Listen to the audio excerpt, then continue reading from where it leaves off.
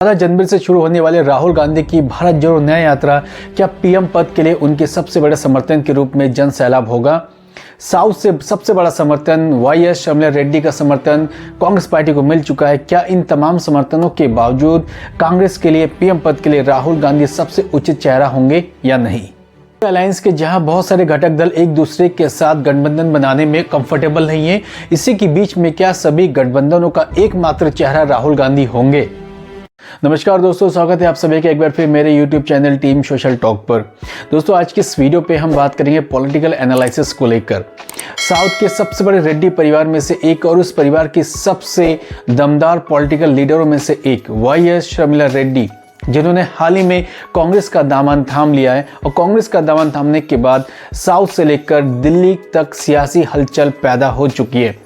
जहां एक तरफ पक्ष हो या दूसरी तरफ विपक्ष हो, सभी अंदर खाने एक दूसरे को चित करने के लिए यहां पर तैयार बैठे हैं और 2024 में होने वाले आम चुनाव के लिए सभी ने अपनी जोर आजमाइश यहां पर पूरी कर दी है।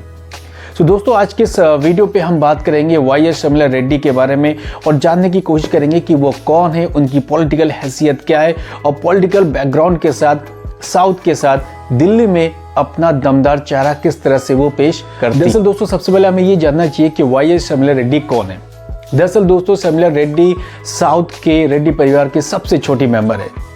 साउथ में वाईएस राजशेखर रेड्डी और वाईएस विजय अम्बा की सबसे छोटी बेटी और वर्तमान में आंध्र प्रदेश के मुख्यमंत्री वाईएस जगनमोहन रेड्डी की छोटी बहन है। पॉलिटिकल एनालिसिस को लेकर और पॉलिटिकल सोच को लेकर वो काफ़ी ज़्यादा आम जनता के बीच में फेमस होती है।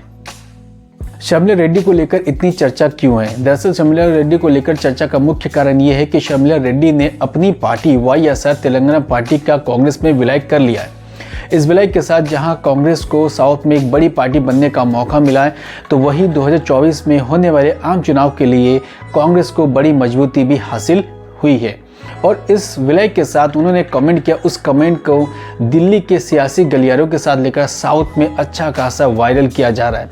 उन्होंने कमेंट में कहा है कि राहुल गांधी को पीएम पद की सबसे उपयुक्त दावेदार है और उन्हें देश का पीएम बनना चाहिए, क्योंकि उनके पिता का भी सपना था कि राहुल गांधी देश के पीएम बने।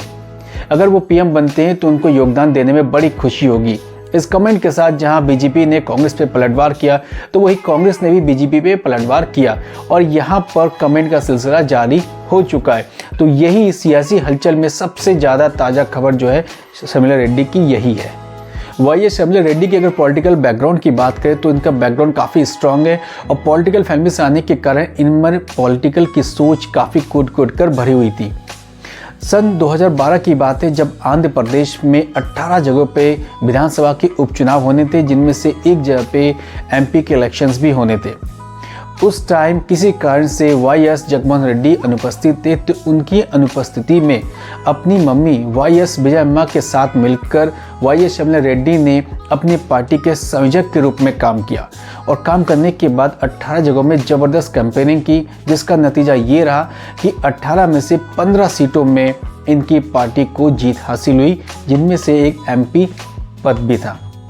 इस जीत के साथ वाईएस शर्मिला रेड्डी की पहचान सबके सामने उभर कर आ चुकी थी।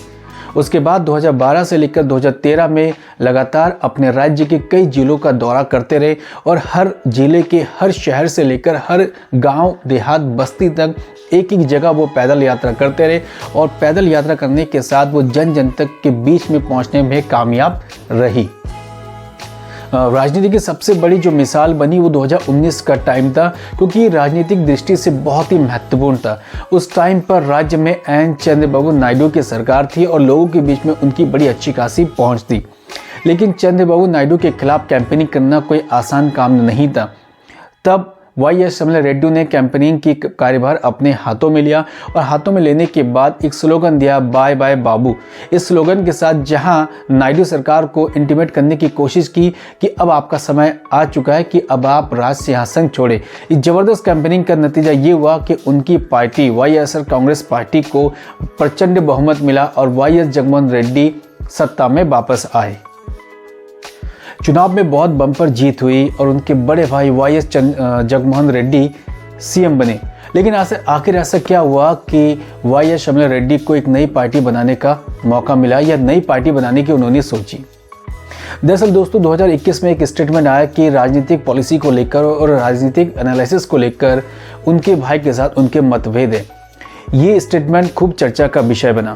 फिर कुछ समय बाद तेलंगाना में उन्हें यह महसूस हुआ कि तेलंगाना में पार्टी की कमी है। फिर 9 अप्रैल 1921 में उन्होंने घोषणा की कि तेलंगाना में वो एक नई पार्टी का निर्माण करेंगे। फिर 8 जुलाई 2021 में जिस दिन उनके पिता का जन्म तिथि होता है उस दिन उन्होंने एक नई पार्टी बनाई और जिसका नाम रखा YSR तेलंगाना पार्टी।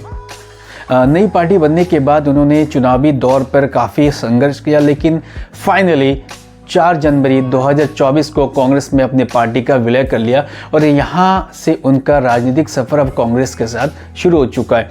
जहाँ राजनीतिक सफ़र कांग्रेस के साथ शुरू हो चुका है तो वही कांग्रेस को साउथ में एक बड़ी कामयाबी मिली है, क्योंकि उनके साथ अब है YS शर्मिला रेड्डी और 2024 में प्रधानमंत्री के रूप में राहुल गांधी को पेश करने के लिए अब पूरी ताकत के साथ कांग्रेस यहाँ पर पूरे भारतवर्ष में चुनाव को लड़ेगी। सो दोस्तों देखते हैं कि आगे 2024 के चुनाव में क्या होता है, लेकिन 2024 के चुनाव से पहले क्या तैयारी कांग्रेस करती है और उनके साथ बीजेपी की तैयारी किस तरीके की यहाँ पर होती है।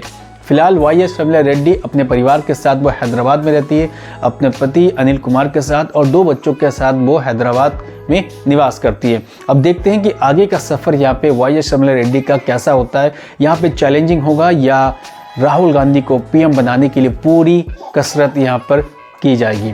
सो दोस्तों आई होप कि आज का वीडियो आपको ज़रूर पसंद आया होगा। वीडियो पसंद आने पे please like, comment and share जरूर करें। कल फिर मिलेंगे एक और नई वीडियो के साथ। तब तक थैंक यू वेरी मच। जय हिंद।